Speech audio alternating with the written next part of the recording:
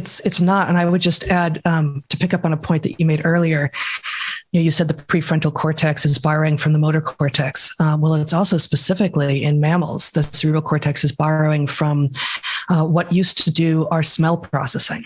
Right. And, so as primates, we're much more visual than the rest of mammals, which are much more focused on smell with this increase in the size of the telencephalon. But what all are we missing when we're doing something that feels very much in person, like what you and we are doing right now, but we're not smelling each other. And, now that's for sexual interactions. That's got to be crucial, man. Right. And it's mostly not conscious. Like humans, we supposedly don't have pheromones. Well, let's see about that. Right. But Sure. Exactly. Yeah, right. But we know that we're in person with one another. There's little things about body language, about movements, about little gestures and facial movements that don't convey even over screens and certainly don't convey otherwise. When I was in college, I lived with like 6 ne'er-do-wells and a couple of pretty decent women. And one of the women she had her moods, and I swore that I could tell if she was in a frozen mood when I walked into the house. I thought, I know something's up here. And that happened like 6 or 7 times. And maybe it's, superstition or whatever, but I really think it had something to do with smell.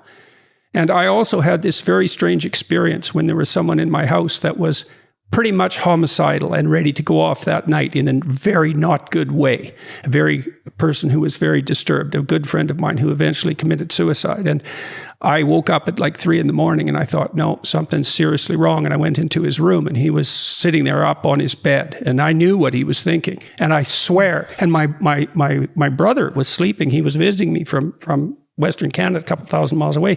He was in the other room, completely different room. He told me the next day, independent of this interaction I had with my friend who was staying with us, that he said, what the hell was going on last night? I couldn't sleep at all.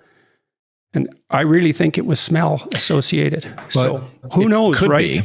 It could be, but it also, one of the things about human beings is that we have really no idea what most of our minds are up to. And so you don't know what you're tracking. You could be tracking that when somebody is in a mood, that they walk across the floor in a particular way where that floorboard doesn't squeak or it does squeak, or something about their pattern of behavior has just been recorded as a precursor to something bad. And so it might as well be smell, or that might be a metaphor. I can just smell something's coming.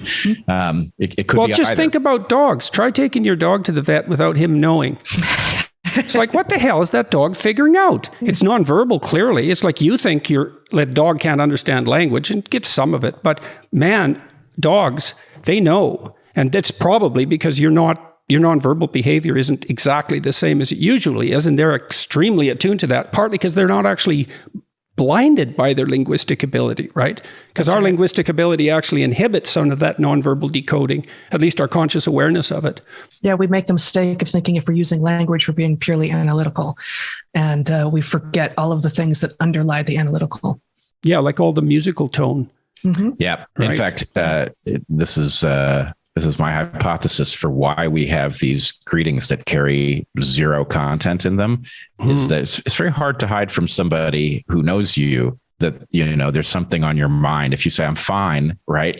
But you just don't get the tone color exactly right. They're not fine. Convinced, right? Exactly.